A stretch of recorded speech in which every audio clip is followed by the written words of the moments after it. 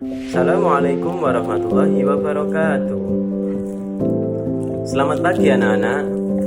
Sebelum memulai pelajaran hari ini, marilah kita berdoa bersama-sama. Bismillahirrahmanirrahim. Alhamdulillahi rabbil alamin. Ar-Rahmanir-Rahim. Maliki yaumiddin. Iyyaka na'budu wa iyyaka nasta'in. Ihdinas siratal mustaqim.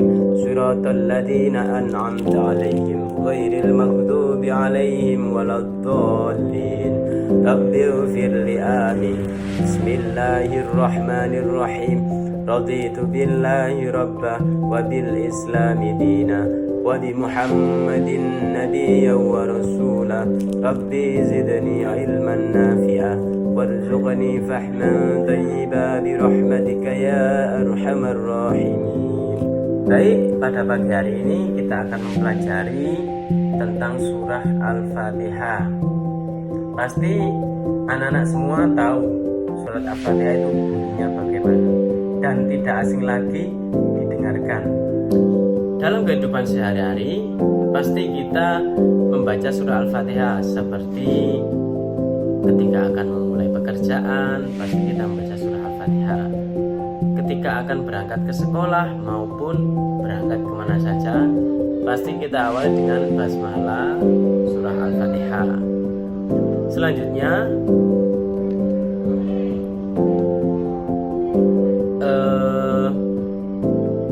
apa sih surat Al-Fatihah itu? Surat Al-Fatihah adalah surat pertama dalam Al-Quran yang juga dikenal sebagai Ummul Quran atau Induk Quran, atau disebut juga Sab'ul Matani, 7 ayat yang sering diulang-ulang. Surat ini terdiri dari 7 ayat dan merupakan salah satu surat paling penting dalam ibadah orang muslim karena dibaca dalam setiap rakaat dalam sholat. Baik, marilah kita membaca bersama surah Al-Fatihah dengan terlebih dahulu membaca bacaan ta'awudz. A'udzu billahi minasyaitonir rajim. Bismillahirrahmanirrahim. Alhamdulillahi rabbil alamin. Ar-Rahmanir-Rahim. Maliki yaumiddin. Iyyaka na'budu wa iyyaka nasta'in. Ihdinas siratal mustaqim. Siratal ladzina an'amta 'alaihim ghairil maghdubi 'alaihim waladdallin. Oke anak-anak, apa saja sih pentingnya mempelajari surat Al-Fatihah itu? Yaitu surat Al-Fatihah memiliki banyak keutamaan dan manfaat. Yang pertama, surat Al-Fatihah adalah bagian tak terpisahkan dari sholat, karena surat Al-Fatihah sebagian dari rukun sholat. Setiap muslim harus membacanya dalam setiap rakaat sholat. Maka Rasulullah SAW bersabda, tidak sah sholat seorang yang tidak membaca Al-Fatihah di dalamnya. Hadis riwayat Bukhari Muslim. Yang selanjutnya, surah Al-Fatihah dikenal sebagai salah satu surah yang memiliki kemampuan penyembuhan. Misalnya ketika kita akan meminum obat ataupun ketika ada penyakit yang belum tentu sembuh, ketika diberi obat maka kita disunahkan untuk membaca surah Al-Fatihah. Rasulullah SAW bersabda, pernah menggunakan surat ini untuk meruqyah seorang yang tersengat kalajengking dan ia sembuh seketika. Hadis riwayat Bukhari. Yang selanjutnya, surah Al-Fatihah sebagai pintu rezeki. Jadi membaca surah Al-Fatihah dengan penuh keikhlasan dan keyakinan diyakini dapat membuka pintu rezeki dan mendatangkan berkah dalam kehidupan.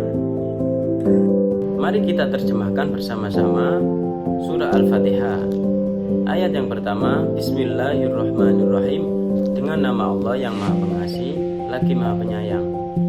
Perlu digarisbawahi, Ar-Rahman, kasih sayang Allah yang diberikan kepada seluruh makhluk Allah tanpa terkecuali, seperti manusia, manusia, hewan, alam semesta, dan lain-lain. Untuk Ar-Rahim, kasih sayang Allah yang diberikan hanya kepada orang-orang yang beriman, seperti orang-orang muslim dan orang-orang yang beriman kepada Allah. Ayat yang kedua, Alhamdulillahirabbil alamin.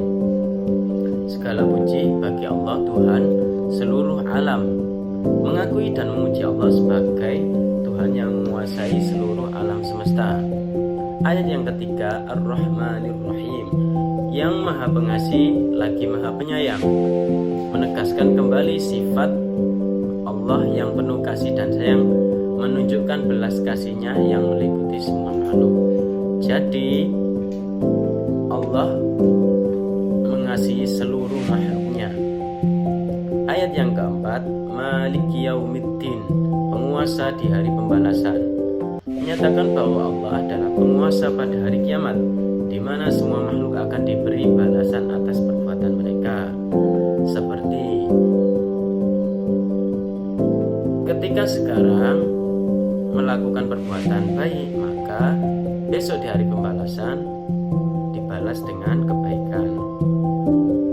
Begitu pula jika hari ini melakukan kesalahan atau perbuatan yang jelek, maka besok di hari pembalasan akan dibalas dengan perbuatan yang jelek.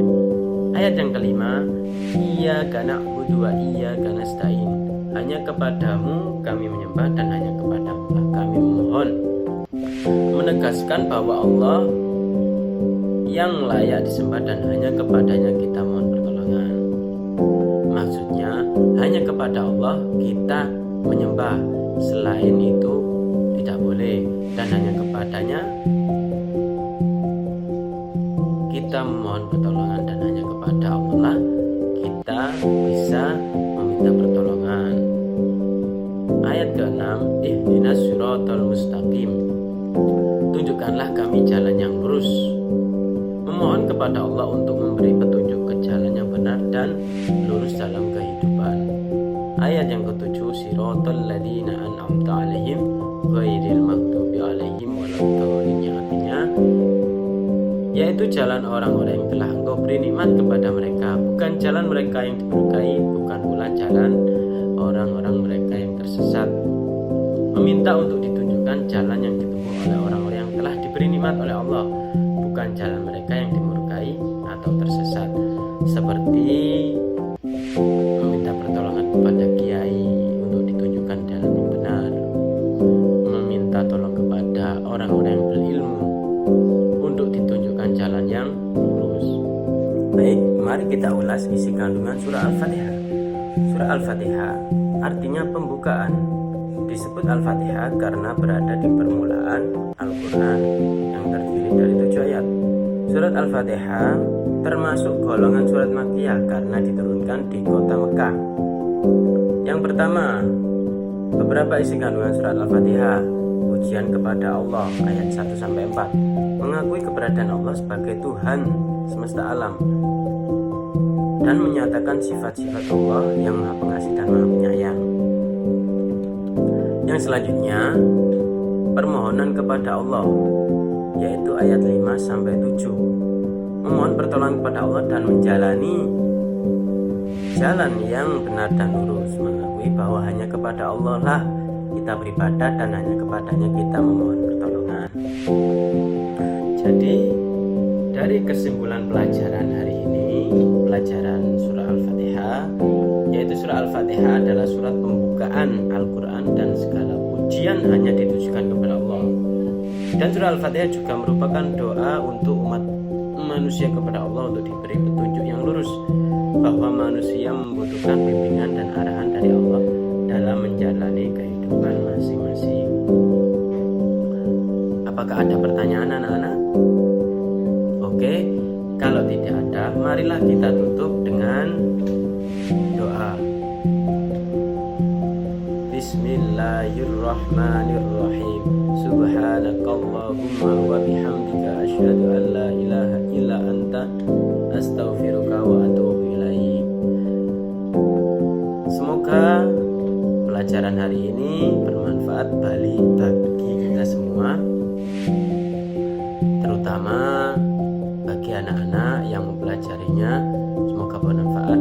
diterapkan di rumah. Sekian pelajaran hari ini ya anak-anak. Semoga apa yang kita pelajari hari ini mendapat ilmu yang bermanfaat. Mohon maaf apabila Pak Guru dalam menyampaikan pelajaran hari ini ada tutur kata yang salah, mohon maaf. Wabillahi taufiq wal hidayah. Wassalamualaikum warahmatullahi wabarakatuh.